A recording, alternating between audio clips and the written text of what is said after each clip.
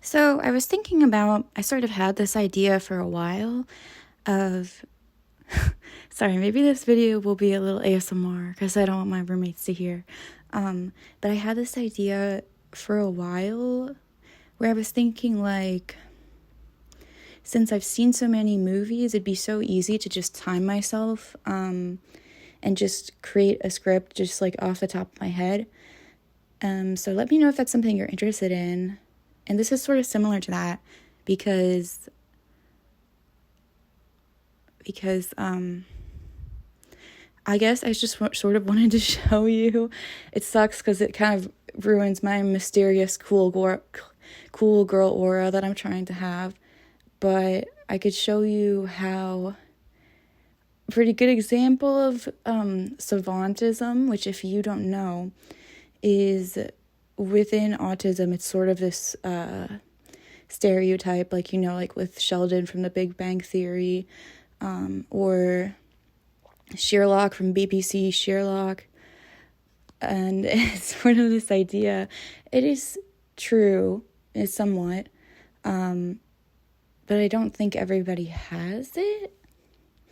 And it's definitely not like the movies where, like, in the show, Sherlock is like, he goes to his mind palace and he's inside his head and he can solve the crime within like 2 seconds, or it's not like that. But I can sort of see, like, if I focus and I close my eyes, I can remember like the movie. I can remember the movie like from memory. I'm not so good with names.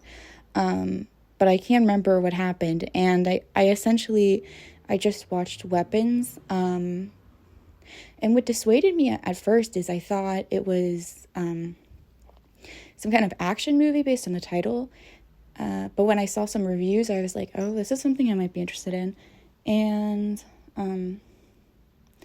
so yeah, and it was funny because one of the reviews said, like, oh, it's really hard to predict unless you've seen it before. And I'm like, okay, challenge accepted.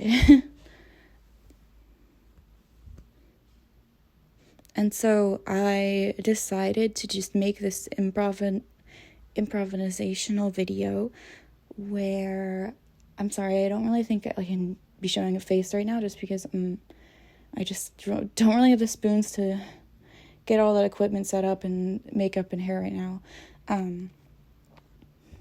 But, okay, I love this movie, first of all. I have to pull up my Letterboxd review, because it wouldn't be a film channel without Letterboxd. What I said is I did not expect much going into it based on the kind of weird title. I assumed it would be an action movie, but I was wrong. Weapons beautifully encapsulates the isolation of modern suburbia, whether that be allegories of a school shooting or abusive family members. It doesn't slam the message over the viewer's head. Rather, the viewer feels the horror and dread through the POV of Alex as this insidious force takes over his home. So you can see, sorry, it's kind of dark because I don't want to be overstimulated, but you can see, just so I can show you that there's no tricks or anything. I'm not looking at a script or anything. See, there's nothing in my hands. Oop. Nothing in my hands. And I'm going to close my laptop, so if I get some names wrong, then it's because I don't have anything and it's all improvised. Okay, sorry if you hear meowing, that's my cat. So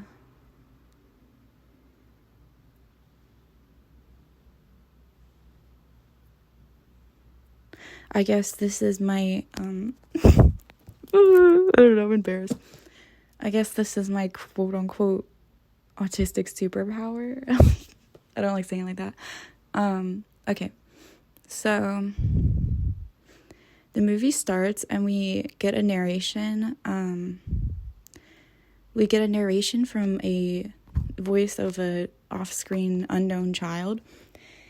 And the child's narrating this bizarre event which happened in, I think it was called Maybrook, Pennsylvania, which is a made-up, not real town in Pennsylvania. And that's like one of my, well, I don't know. I don't really have that many criticisms in this movie. It's not really a criticism, but it's just like being from Pennsylvania. I could tell it wasn't filmed in Pennsylvania. But I checked all the cars and they did a really good job of having a Pennsylvania license plate on all the cars, because I was looking to see if they messed up and there was like a Georgia one. But they didn't. So I think it was Maybrook or Moonbrook or something like that. And there's a child narrating, and the child is talking about how this mysterious event occurred that was an unsolved case, and how basically 17 students from this class of 18 disappeared one night, all at 2:17 a.m. in the morning. And I think it was 2:17 on the 17th or something like that. And they all ran away in this creepy, like, imagine like creepy Naruto running formation. So they sort of had their arms out, like in a triangular way, and they all just started running in a certain direction. So basically the narrator, which is this child, says that really where things start to pick up is when the teacher of that class is there in a sort of town hall meeting talking about the tragedy, because the narrator says that they did shut down the school for like a month for the police to do their investigation, but they needed to reopen eventually. So, I should preface by saying I just watched this movie and there's no script or anything. Yeah, like I should preface that. Like I just saw it. But so the school's closed down, right. So they come back to school. Obviously there's a ton of families that are upset because their kids just went missing. They have no idea why. They just voluntarily left their homes. Nobody was forcing them to leave. And the movie is set up where it's the same event, but it's not retold, but it's told through a series of narratives of different characters. In the first character, the first character that's in the movie is, as like her POV is, I don't know, her name was something like Mrs. Candy. I don't know if it was Lily Candy. No, it was Justine Candy. So the words pop up sort of like when they had the 3 parts in the movie Nope, which is also a really good horror movie I've seen. And so basically the town hall is there. I think it's either like the sheriff or the principal or something, and he's like,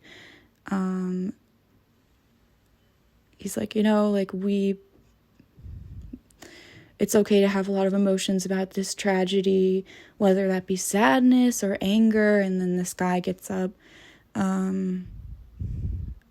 His name escapes me, but this guy gets up. And he's like, why don't we talk to the person who's like the most suspicious of the person who started it all? And he's like, I'm talking about Justine Candy. And so she gets up and she's like, basically like, I'm sorry for what happened, but I had nothing to do with it, kind of thing. And I can't remember exactly, but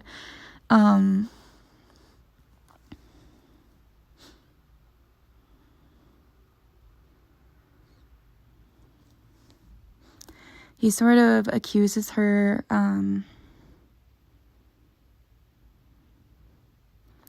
he like angrily yells at her, and then the town hall meeting ends kind of abruptly, and it's shown from her POV, so you don't see the other guy yet. And so she's leaving into her car, and she goes to a liquor store, and she gets 2 bottles of, I think, vodka. It had a red label. And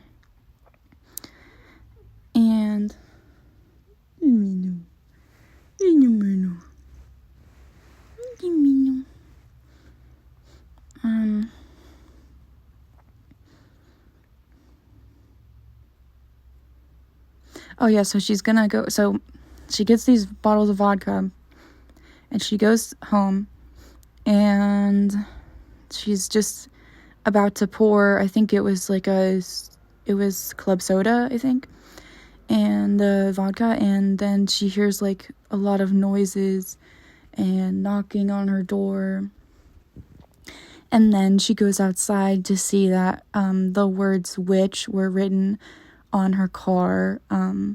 So I mean, here is where I predicted that the villain of the film was going to have something to do with witchcraft. I mean, because it's foreshadowed right here. Just also the notion of all these children disappearing. It had a very fairy tale-esque sort of vibe, like Pied Piper, Hansel and Gretel, thing like that.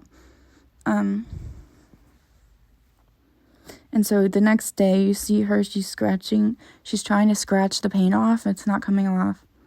And she drives to work, and the principal of the school is like, it cuts, and he's just talking about what can be assumed to be like the severance, or not severance, like a mental health leave plan or something. And he's like, yeah, there's really good insurance. And she's just like, I need to work. I can't be at home by myself. And it's revealed later it's because she has a drinking problem, and she doesn't want to be alone like that.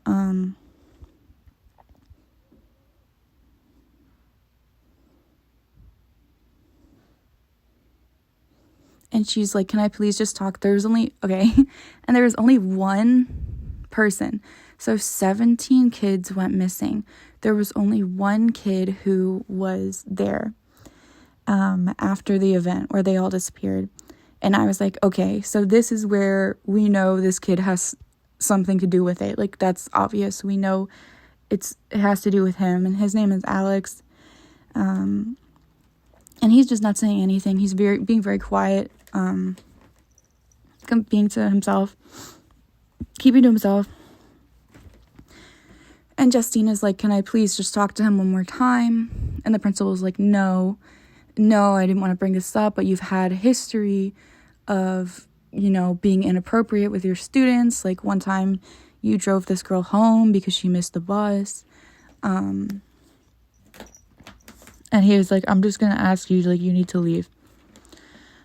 And so she's really upset, and she leaves the school, and the teachers are sort of looking at her and me no. Stop. And the teachers are looking at her, and they're sort of like, hee.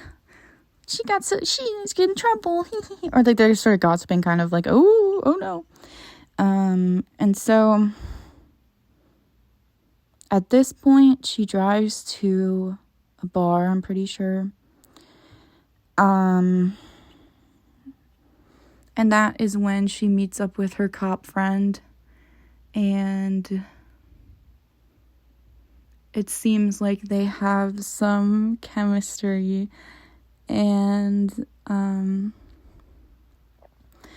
he sort of implies that he can't drink anymore, or he's sober, and she convinces him to drink. And then cut to the next day, and she, like, it shows him in the bed, so she slept with him. And I guess she decides that she's gonna go to Alex's house. And so she goes to his house because she's like, something's wrong. Like, I need to do something about this. Like, he's acting weird. And also he was the only kid that didn't disappear that night.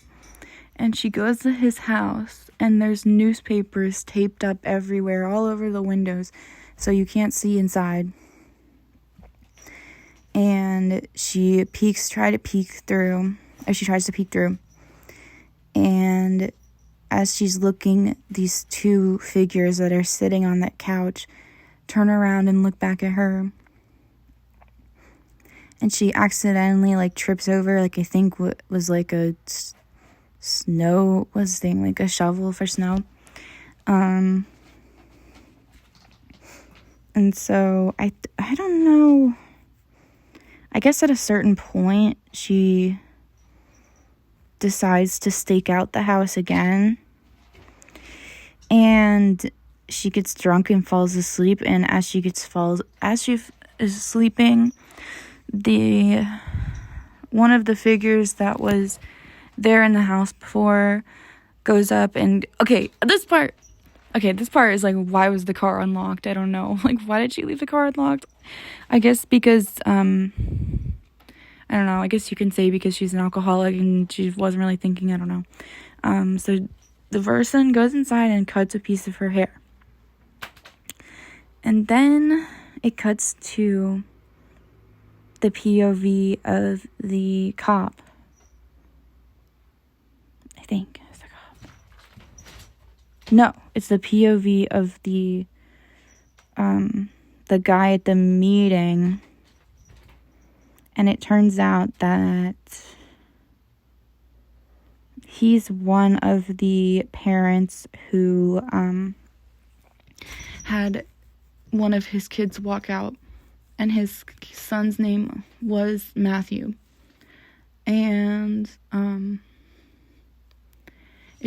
and he's like a real estate developer kind of guy. And so it's implied that he was the one who painted Witch on Justine's car, because he drives up to the house, one of the houses he's building, and he was like, oh, we were supposed to, and then the guy who's in charge of the construction was like, oh, we're supposed to we ordered the wrong one. We ordered a red paint when it was supposed to be green. And it shows the red, and he's like, okay, I'll take it back. And it shows the cans of red paint in the back of his truck. So you're like, okay. So he was the one who painted Witch. And then it's also revealed that he still sleeps. He's sleeping in Matthew's bed. His wife opens the door and she's like, I'm going to work. And the way she says it, you can kind of sense that their marriage is affected, and they're sort of not, I don't know, like, you can sense they're not really being together at that moment because of the disappearance of the son. And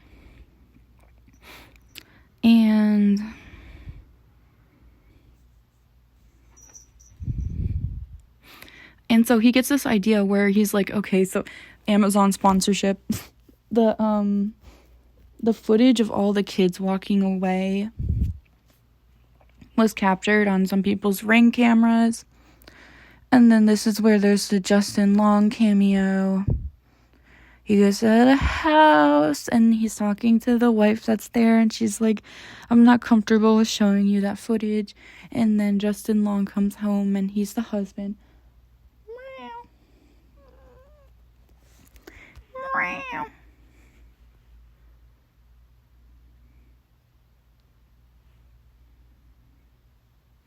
And Justin Long comes home, he's the husband, and then they're watching the footage together, and he drives around, and he uses one of the, I thought it was funny, he uses one of those, like, flags they use for construction. I'm not sure what those are for.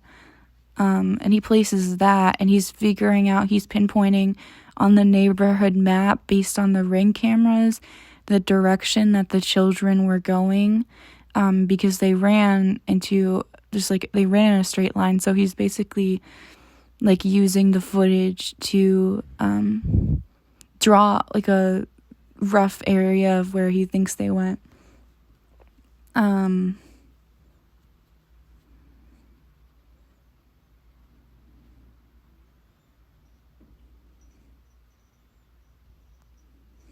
so, okay.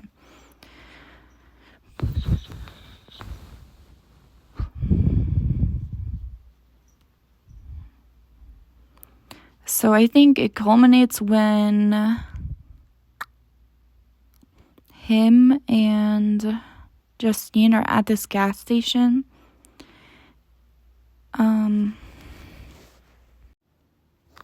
Okay, so I had my ADHD med and I had some Coca-Cola. I don't recommend doing that. If you take an ADHD med, you're not really supposed to have caffeine with it.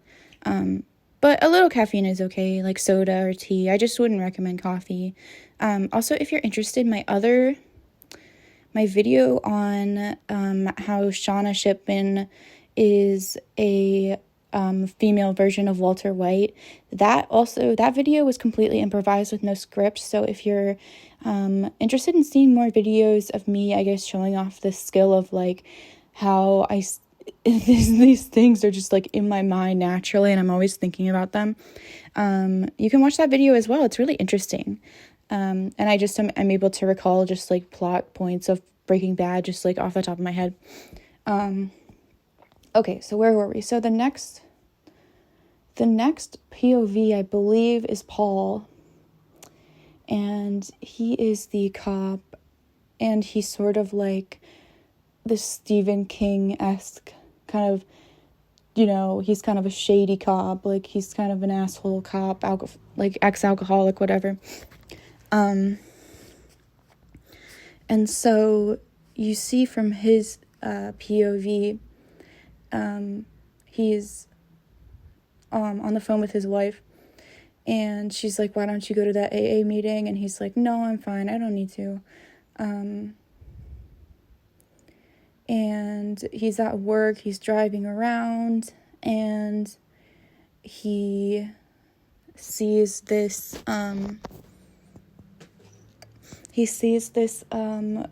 unhoused man trying to break into a store, and he chases after him. And for some reason, he leaves the dash cam on, and he tackles him over.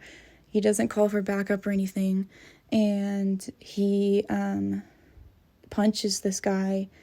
Oh, because he was like, do you have any weapons on you? He was, no. And he's like, do you have anything that would poke me? And he says, no. And then he reaches in, he gets poked with a needle. And this part kind of confused me, because I thought though he was overreacting because the possibility that he's sober and there could be like any substances left in the needle, I thought was why he got upset. But I guess it was because he, could contract hepatitis or AIDS or something. So he punches the guy to the ground. And then as he's cleaning the wound, he realizes that there's the dash cam. And so he doesn't want to get in trouble. So he lets the guy go. And then after that,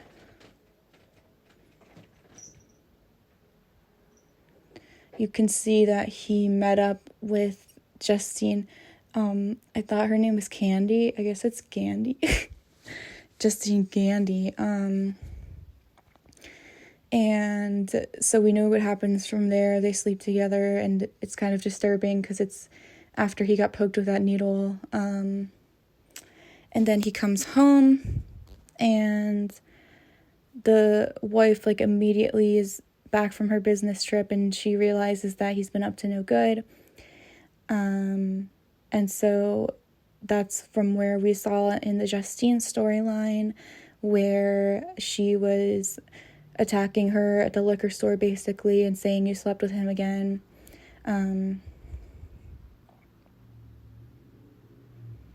And so I believe the storyline ends where Paul is looking at the unhoused gentleman, and he's going to the police station, and he starts to chase after him.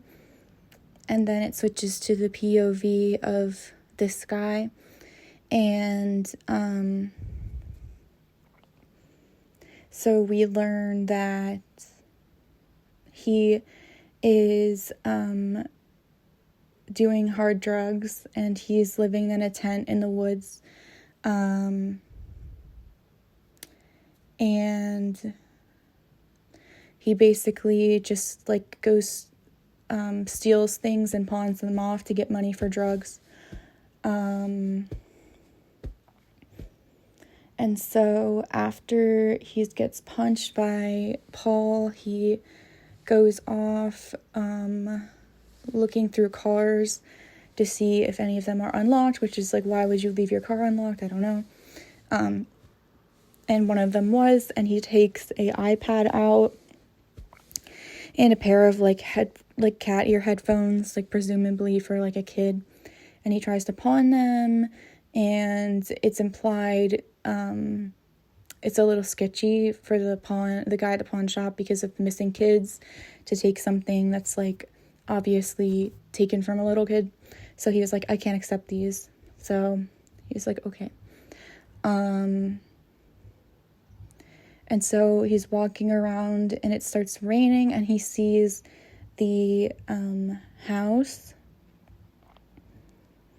and there's the newspapers all over the window, and he sees that there's newspapers on the driveway, and that he just assumes that the house is abandoned or the owners have been gone for a very long time. So he decides to break in, and he breaks in, and he uses Alex's pillowcase to take some things like silverware and DVDs and things like that. But as he's stealing DVDs, he sees Alex's parents on the couch, and they're just sitting there, and they're not responsive at all, and it's very creepy to him. And then he also tries to go in the basement, and once he's in the basement, that's where he sees the 17 missing kids, and they're all just like standing there emotionless. And then he gets spooked and tries to run away, and after that is when the parents go after him.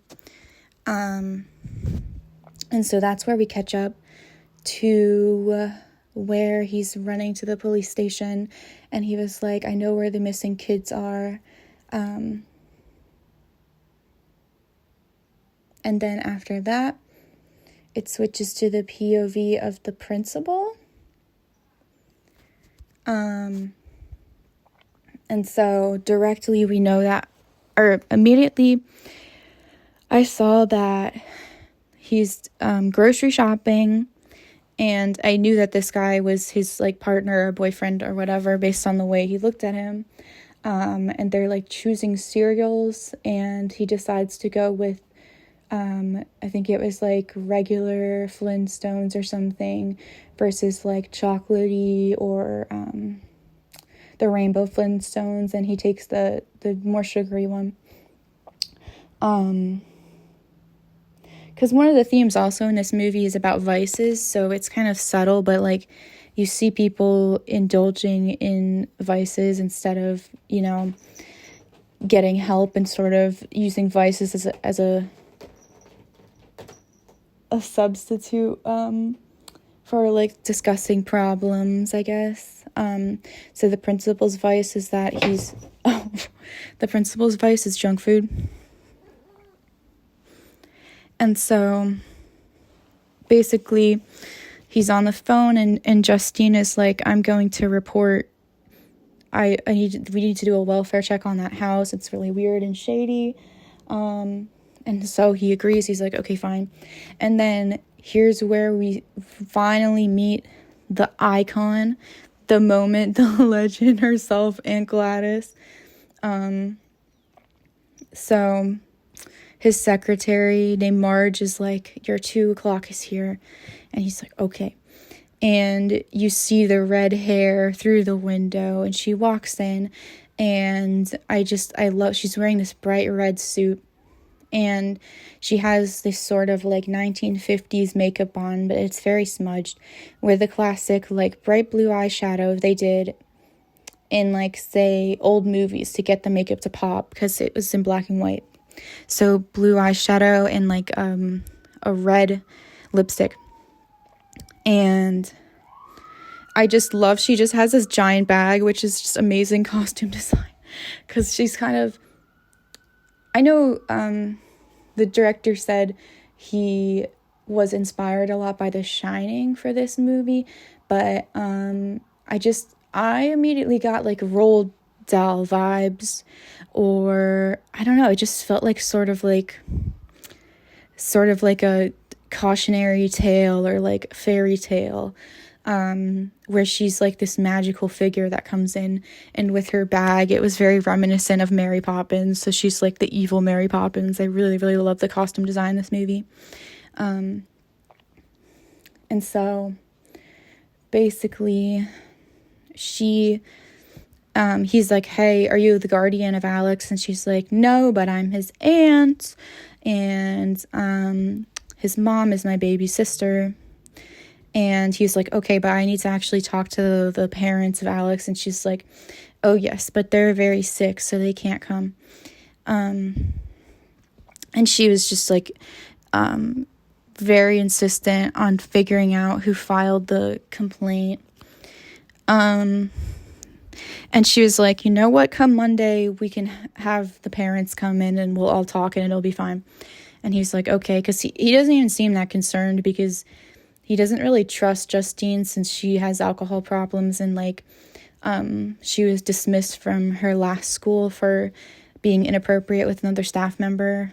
And that's very I think that's also very much a Stephen King thing, where you got like the rogue cop, and like the protagonist is they have alcohol problems, or they're sort of like, I don't know, it reminded me of Pet Sematary, which is one of my favorite Stephen King novels. And so anyway, I believe it cuts to the next day, and the principal and his husband are at home, and Gladys comes to their door and it is just like, please, can you help me? I'm lost, like, and she's just like babbling on about like missing the bus, and like, and I just can't believe they do this, but they want to be nice, so they let her in, and she's like, oh, what a lovely home, and she looks at the cabinet, and she's like, that antique is definitely real, you can tell. And so it's just kind of crazy, because she manipulates them before they really even realize what's going on. Like, she is like, oh, could you please, get me a glass of water? And he was like, oh, do you want anything? Do you want water? And she's like, I want a bowl of water. And she's like, oh, and they're like, a bowl? And she's like, yeah, it's just this weird particular thing that I have. I don't really think about it much anymore. And he gives her the bowl, and as soon as she gets the bowl, she just like starts the ritual. And it's revealed that she took a ribbon from the principal's office when she was in the meeting with him. And so basically you're screwed as soon as she gets something from you. And then the way the ritual works, well, this isn't revealed until later, but basically if she has an item from you and then an item from the victim, like, you're screwed. So she takes she wrapped the ribbon around the stick. She cuts her hand with the stick and then bleeds into the bowl. And then they're like, whoa, what's going on? And he's like, I'm going to call 911. And so he picks up the phone, and then his husband like tries to get closer to her, and she cuts his hair. And then on one side of the totem is the ripped up ribbon, and on the other side of the totem is his hair, and she snaps the stick in half, and then basically he becomes activated. So like the principal at this point just turns into like a complete zombie. And that's another thing I liked about this movie too. I think the original, before the George Romero films, the original zombies were sort of like it was ritualistic, like they were being controlled by somebody else. So I liked that because that felt very like old school zombie, like before Romero. And so then she makes him attack his husband, and then this part, he like vomits up this like black goop type thing, which, I mean, I appreciate a good goop, but it's definitely a very horror trope to have somebody vomit something. And so then basically, because Alex's mom cut Justine's, for some unknown reason, Justine slept with the car door unlocked, which is crazy. And so since she has some of her hair, she sets the principal, and he's like her new weapon. She sets him, what's the word where it's like sicked? Is that what it was, like sicked a tiger or something on it? A sicked something. And he runs to the gas station, and his arms are out like all those kids who disappeared. And this is just like my favorite part of the movie, because I think my favorite thing in horror is when it's taking place during the daytime, because that's really hard to do, to make something scary during the daytime. It was really reminiscent of It Follows, which is another really good horror film.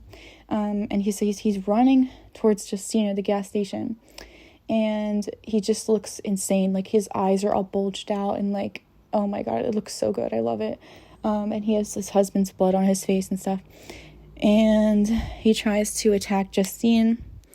And then the other... I'm not good with names. I'm sorry. I'm not good with names. The guy whose son went missing, and he tackles him. And Justine gets in her witch car, and like she's able to escape him, basically. And then... he runs after her and gets run over by another car. And the effects, I liked it. I think it was practical, but it did look kind of not real. Like when you see him ran over, like the body. It was cool though. Okay. And so, I mean, at this point, it's like, I predicted this pretty early on. Like, it's pretty obvious, because Alex is the only person who survived in that, like when all the kids went missing. So it has something to do with him. Justine's buying at his house, and you see the parents early on in the film, and they look like these sort of Michael Jackson Thriller zombies. So you're like, okay. And they have what I thought were stitches. So... but it turns out it's from them stabbing themselves with forks. So I immediately thought, this is the Sherlock Mind Palace savant autism, whatever. I don't know. Is this impressive? I don't know if I think it is, but I don't know how many people have photogenic memories when it comes to movies, or I don't know. I've seen hundreds of horror movies at this point, so I'm very good at understanding what's happening. And so when you see the fork wounds on their faces, it looks like stitching. So I immediately was like, oh, okay, it's kind of like a voodoo doll. So early on, there's a witch. She shows up in people's dreams. The kids went missing. And it had to do with Alex. So, I mean, I pretty much instantly predicted that. Not instantly, but a quarter or so through the film, I was like, okay, so there's a witch who took over Alex's home, and the parents she's controlling the parents as zombies. So yeah, I honestly would have went a little lighter on it. I don't know if I would have had the guy write witch on Justine's car, because it doesn't really make a lot of sense given the context of the film. And also another thing that I thought was too heavy, I don't know, I think, but if you're not brain rotted on Letterboxd like me and you haven't seen hundreds of horror films, it wouldn't bother you as much, but it was a little bit too on the nose when they were doing a lesson on parasites, and Justine was like, give an example of a parasite, and Alex was like, a tapeworm or something like that. And then again, when Aunt Gladys goes into the principal's house, they're watching a documentary on those like fungi ants, which is just like, I think that's what they use in The Last of Us too for those zombies. It's like, yeah, like I was like, okay, so she's mind controlling, like I don't know. But I don't know if like a person who's like not seen a lot of movies would be able to get that, but I was like, okay, that's too much on the nose. And like the witch thing on the car too, I was like, yeah, no, like I know what's going on. So basically I was like, okay, so now it's working backwards. So they're going to show Alex's POV, and that's the final POV. And so, yeah, they did. And I did like that. I liked how it showed different characters. But I do wonder if it was in order, if the film would be as interesting. I don't know. So basically it flashes back to before all this stuff happened, and then like Alex's parents are like, your Aunt Gladys is coming, and he's like, okay, like why do we have to take care of her? And they're like, it's the right thing to do, she's very old, and he's like, okay. And the parents, I mean, they don't really do much before they're zombified, but they're like, how was school, son? And we gotta take care of Aunt Gladys. And like, I imagined like Roald Dahl writing this book in the 1970s or something about how like, children, you shouldn't trust adult figures you shouldn't always trust adults who show up. And like, I could imagine Roald Dahl writing this and like traumatizing some kids. So basically Aunt Gladys shows up, and she's like this very sickly old woman. She looks almost like mummified, and she has this tree, and it looks like a holly tree kind of, and that's basically all she brought.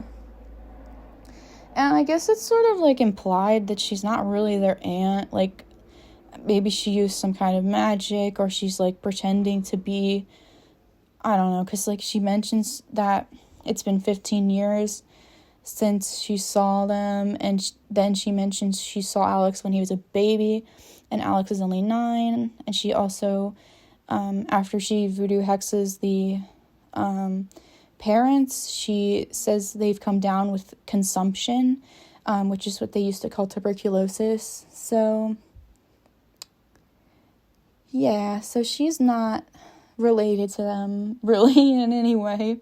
I guess it's sort of like those curse movies, like It Follows, where like it's implied that she just goes all over the United States or wherever to like get her victims, and like she does this over and over to live forever, I think. Okay, so after Aunt Gladys arrives, Alex opens the door to her bedroom, and he sees her resting there, and she's like staring directly at him, and he's like, what? And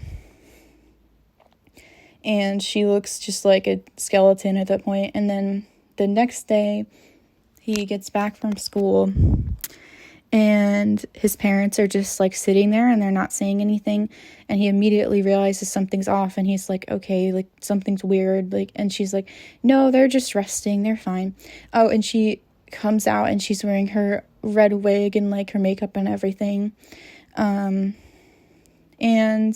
Alex is like, to test them, he throws water at his dad's face, and the dad like barely reacts. He like puts his hand slowly to his face, and she was like, go to your room, no dinner for you today.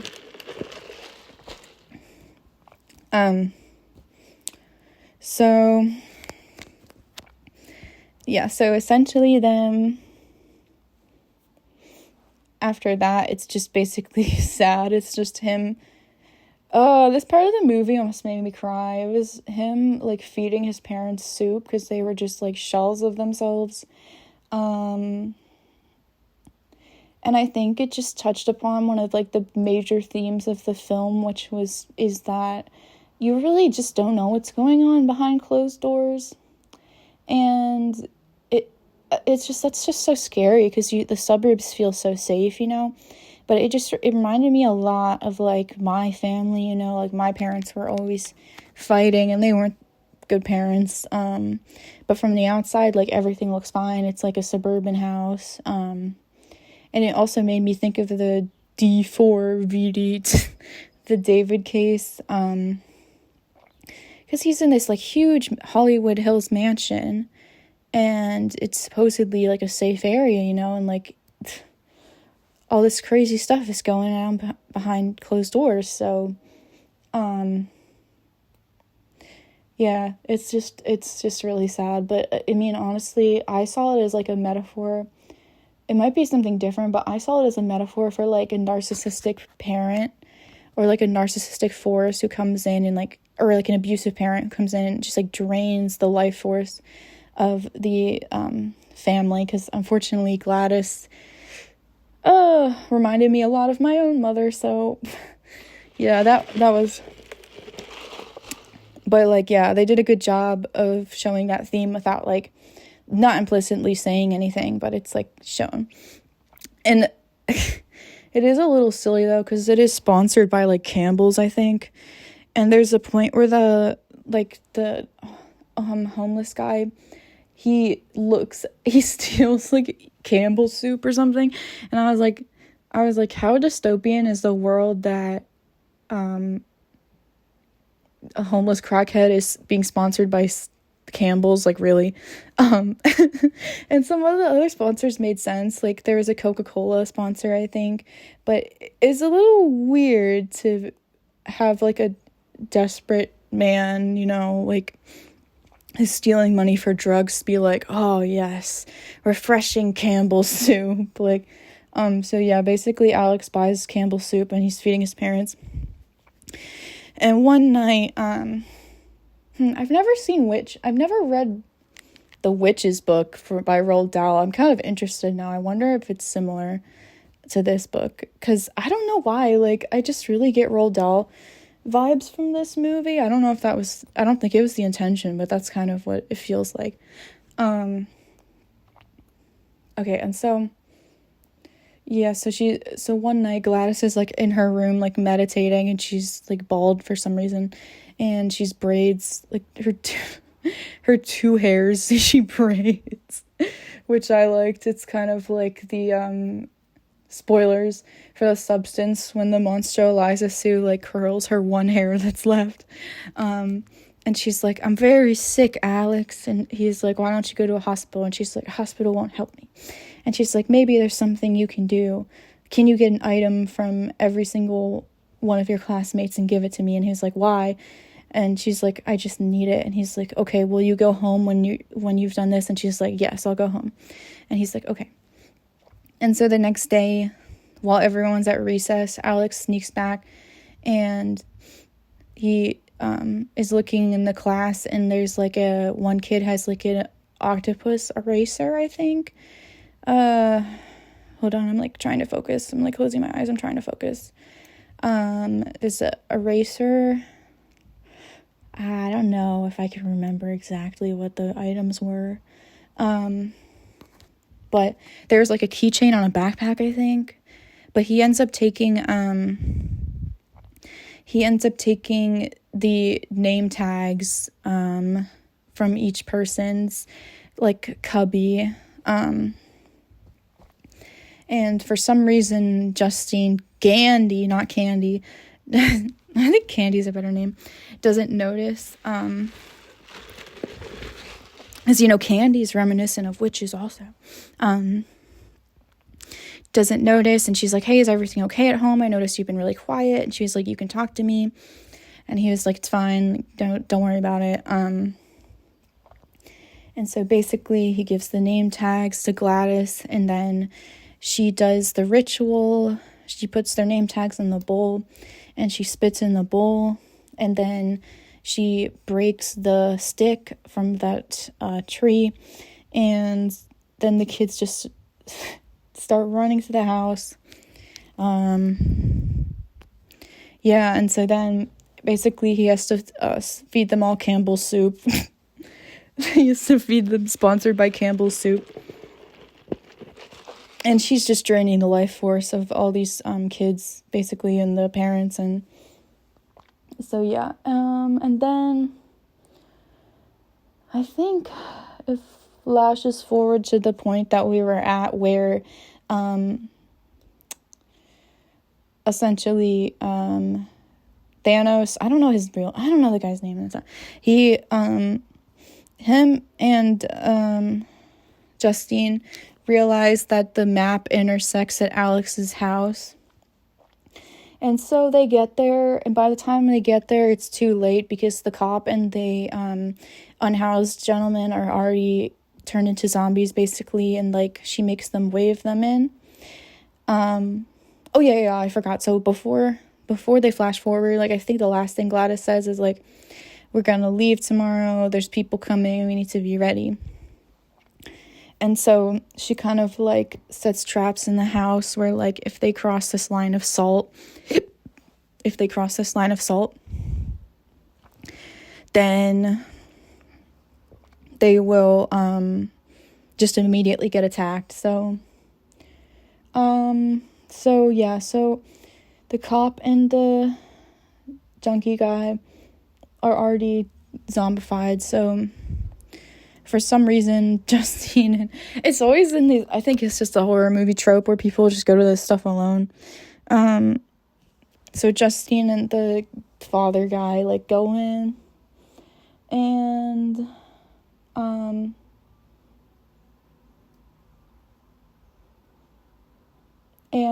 he's like, wait, and, like, everything's still, and then she steps over the line of salt, and then the cop, Paul, he attacks her. And this part is so gnarly, but it's cool. Like, I don't think, this part got me. And I was watching, like, Bring Her Back, and I was like, oh, yeah, like, when he was chewing on the knife, I was like, yeah, that's cool, I guess. Like, I'm too desensitized, but this part did get me a little bit. She shaved, I think it's like a potato peeler or apple peeler, she shaved his face, like, his skin off with that, and, like, it peeled off evenly. I don't think that's how it would be in real life, but it was really cool. It peeled off. And then, so Alex is a very smart kid, so he crosses the line, and the parent zombies are guarding Gladys's room so that he doesn't go in. And so they start to attack him, but he grabs, I think he grabs the wig and the stick, and while Justine is being attacked by Paul, the Thanos dad goes in the basement, and then there's this really good jump scare with Gladys. He sees all the kids, and he's like, Matthew. And then she's just, he's looking around the basement, and then she's there, and she jumps him. But Alex is very smart, and then he basically uses the... before, I don't know if it's before that, but, like, Justine takes the gun from his holster and, like, shoots him, and the cop's dead. And rip Bozo, he was kind of a jerk. And, so then Alex, like, takes the stick and takes the wig that was Gladys's, and basically he breaks it so that Gladys becomes the new target of the weapons. And so, yeah, they run after her, and they kill her in broad daylight, basically, and I like this part, too, because she's running, and the guy is, like, mowing his lawn and stuff, and people are just like, what? Because it's just, like, a bunch of kids chasing this old lady. Yeah, and they basically rip her apart, so it sucks for her.